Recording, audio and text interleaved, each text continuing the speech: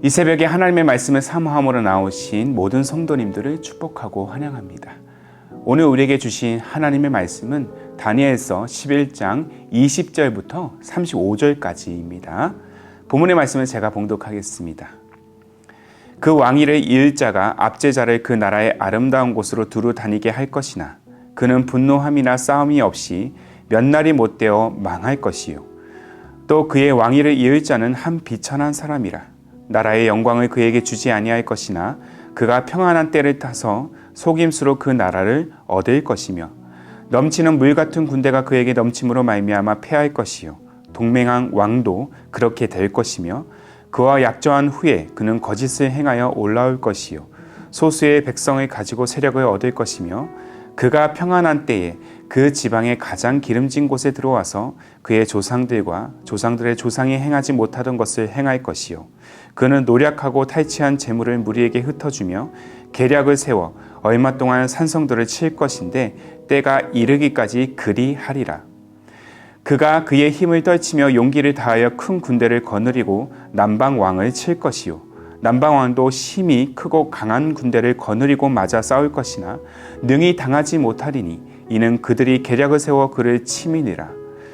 그의 음식을 먹는 자들이 그를 멸하리니 그의 군대가 흩어질 것이요 많은 사람이 엎드려져 죽으리라. 이 두 왕이 마음에 서로 해하고자 하여 한 밥상에 앉았을 때에 거짓말을 할 것이라. 이 일이 형통하지 못하리니 이는 아직 때가 이르지 아니하였으므로 그 일이 이루어지지 아니할 것임이니라. 북방 왕은 많은 재물을 가지고 본국으로 돌아가리니 그는 마음에 거룩한 언약을 거스르며 자기 마음대로 행하고 본토로 돌아갈 것이며 작전된 기한에 그가 다시 나와서 남방에 이를 것이나 이번이 그 전번만 못하리니 이는 기뜸에 배들이 이르러 그를 칠 것임이라.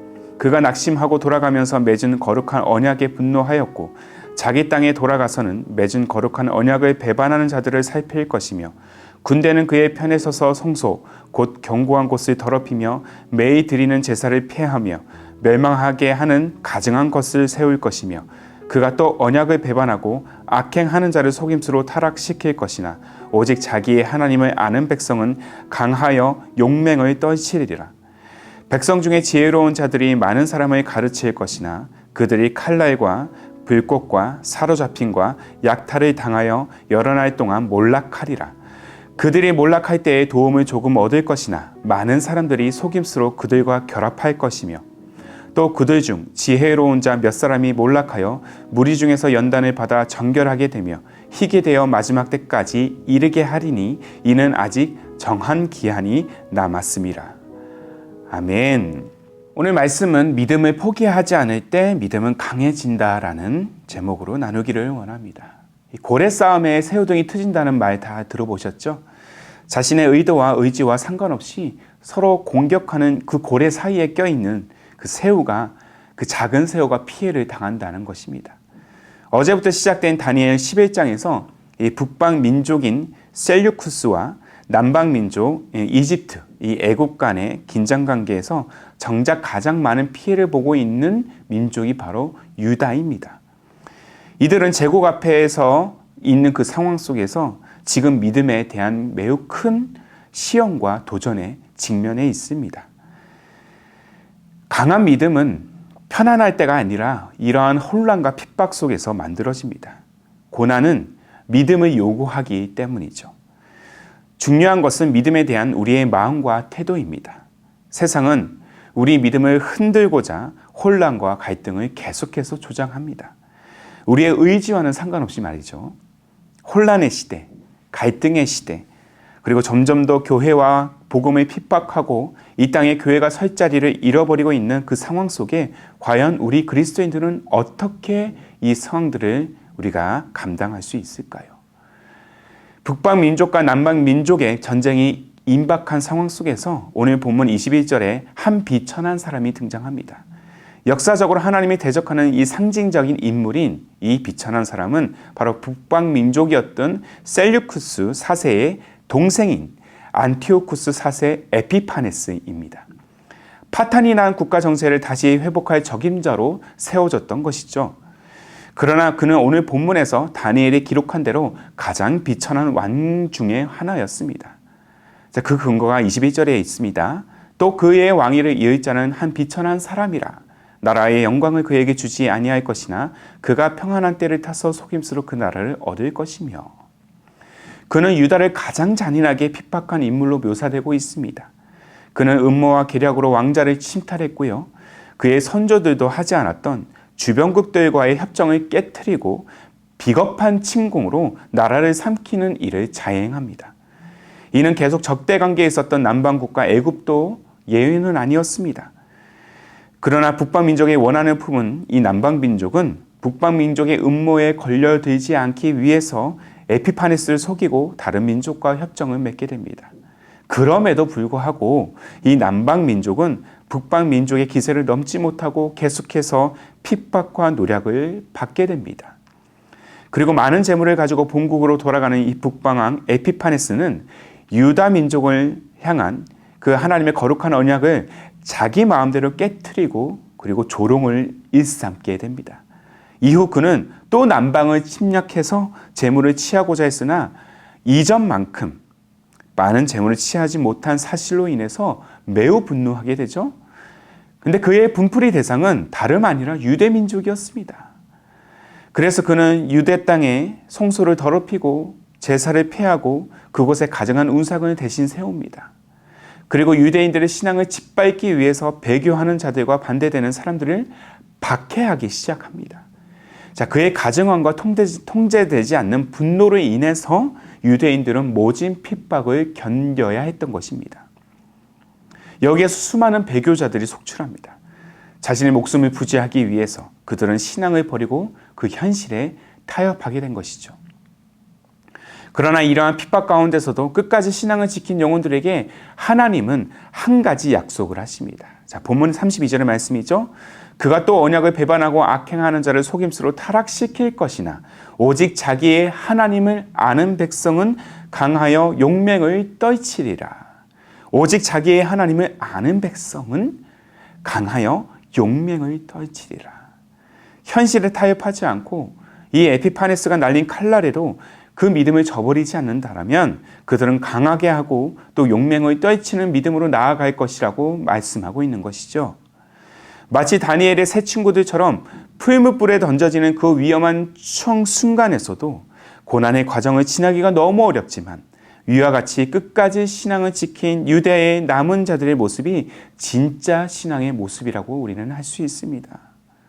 순교자의 열정, 자신의 목숨과 관계없이 오직 복음 외에는 타협하지 않는 신앙이야말로 바로 오늘날 우리의 연약한 자리 가운데 머물고 있는 우리들이 가져야 할 믿음의 태도라는 것이죠.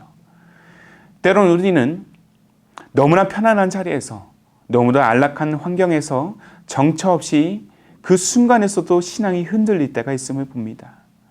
이는 핍박이 없는 신앙이 핍박받는 신앙보다 더 약하다는 사실을 반증하기도 합니다. 신앙의 여건이 좋아질수록 다른 것에 눈을 돌리고 본질보다 비본질적인 것에 더 많은 관심을 두기 때문이죠. 그러나 이 핍박 한가운데 서 있는 이 그리스도인들은 다른 것에 관심을 둘 여유가 없습니다. 그들에게는 오직 복음만이 유일한 소망이기 때문이죠. 복음이 그들의 안위보다 더 소중했기 때문입니다. 그래서 그들은 복음 외에는 다른 어떤 유혹에도 넘어가지 않는 것입니다. 이것이야말로 바로 야성의 신앙, 진짜 신앙인의 모습인 것입니다. 지금 우리는 우리의 믿음의 상태가 어디까지 와 있는지를 한번 점검해야 될 것입니다. 사실 평안할 때는 그 믿음의 상태를 구분하기가, 분별하기가 참으로 어렵습니다. 그러나 어느 순간 찾아온 고난과 핍박의 상황에서는 우리의 믿음의 상태를 쉽게 판단할 수 있습니다. 고통의 순간에서의 신앙의 태도가 진짜 나의 믿음이기 때문이죠. 그리스도인에게 고난이 필요한 이유는 진짜 신앙을 되찾기 위해서입니다. 고난과 핍박에도 넘어지지 않는 신앙만이 유다의 남은 자들과 같이 결국 구원의 자리로 나아가게 하기 때문입니다. 사랑하는 성도 여러분, 시대를 거듭할수록 그리고 세월이 흐를수록 교회를 향한 조롱과 이 비난의 목소리가 점점 더 커지고 있습니다. 이 모든 상황 속에서 우리를 가장 고통스럽게 하는 것은 바로 믿음에 대한 타협입니다. 그러나 복음은 결코 죄악과 공존할 수 없습니다. 그리고 우리에게는 복음에 대한 믿음을 끝까지 지켜야만 하는 그 사명이 주어졌습니다. 우리 모두에게요. 세상의 시험과 유혹에 우리는 두려워할 수밖에 없습니다. 그리고 그 유혹과 시험에 우리는 흔들릴 수 있습니다. 그러나 시편 37편 24절에 기록된 바와 같이 우리가 아주 엎드려지지 않을 수 있는 이유는 주님의 손이 항상 우리를 붙들고 있기 때문입니다. 그래서 사랑하는 여러분, 끝까지 믿으십시오. 그 믿음을 붙드십시오. 내가 쓰러지는 순간에도 믿음을 포기해서는 안 됩니다. 그렇게 우리가 믿음을 포기하지 않을 때 주님은 우리를 강하고 또한 용맹스러운 믿음의 자녀로 세우실 줄로 믿습니다.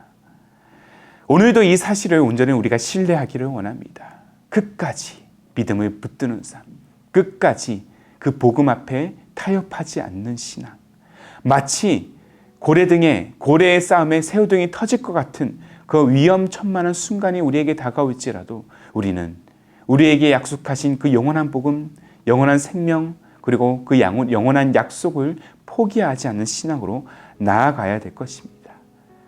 그 위급한 상황 속에서 그렇게 끝까지 포기하지 않고 우리의 믿음을 붙드시는 우리 모두가 되기를, 이 마지막 때 그렇게 믿음으로 무장되어 나아가는 우리 기쁨이 되는 교회가 되기를 주님의 이름으로 축복합니다. 끝까지 나아가십시오. 끝까지 붙드십시오. 주님께서 우리와 동행하실 줄로 믿습니다. 함께 기도하겠습니다. 살아계신 주님, 세상은 늘 혼란을 야기하고 우리 믿음을 시험하며 복음을 조롱하려 합니다. 이들의 무차별한 공격에 때로는 우리의 믿음이 흔들리고 마음이 무너질 때가 참 많은 것들을 보게 됩니다. 그냥 적당히 타협하자는 세상의 소리가 참으로 우리의 심중 가운데 유혹으로 다가옵니다. 그럼에도 불구하고 이 혼란이 가득한 시대 속에서 우리가 믿음을 포기하지 않고 타협하지 말아야 할 분명한 이유가 있다면 믿음이 모든 것을 이기는 능력이 되기 때문인 줄로 다시 한번 우리는 고백합니다. 어느 때라도 이 확신이 흔들리지 않도록 끝까지 믿음의 여정을 완주하도록 성령이여 우리를 도와주시고 우리를 끝까지 인도하여 주옵소서. 오늘도 우리가 믿음을 포기하지 않을 때 믿음은 강해진다는 사실을 또한 함께 고백합니다. 넘어지고 흔들리고 무너져도 유다의 남은 자들과 같이 이 마지막 때 오직 믿음으로만 살아내는 우리의 삶, 우리의 가정, 그리고 우리 기쁨이 되는 교회가 되게 하옵소서. 그렇게 끝까지 타협하지 않는 신앙을 통해 나아가는 우리 모두를 강하게 하실 우리 주님 예수님의 이름으로 기도하옵나이다. 아멘.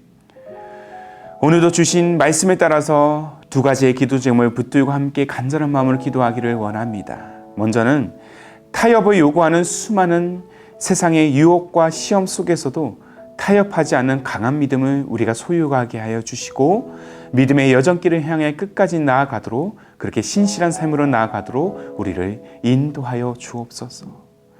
한 걸음 더 나아가 믿음이 모든 것을 이기는 큰 능력이 된다는 사실을 우리가 늘 확신하면서 혼란한 시대를 이겨내는 우리의 신앙 또한 우리의 가정 또한 우리 기쁨이 되는 교회 되게 하옵소서. 이 두 가지의 기도 제목을 간절한 마음으로 함께 고백하시면서 기도로 하루의 삶을 열어가시기를 바랍니다. 함께 마음을 다해 기도하겠습니다.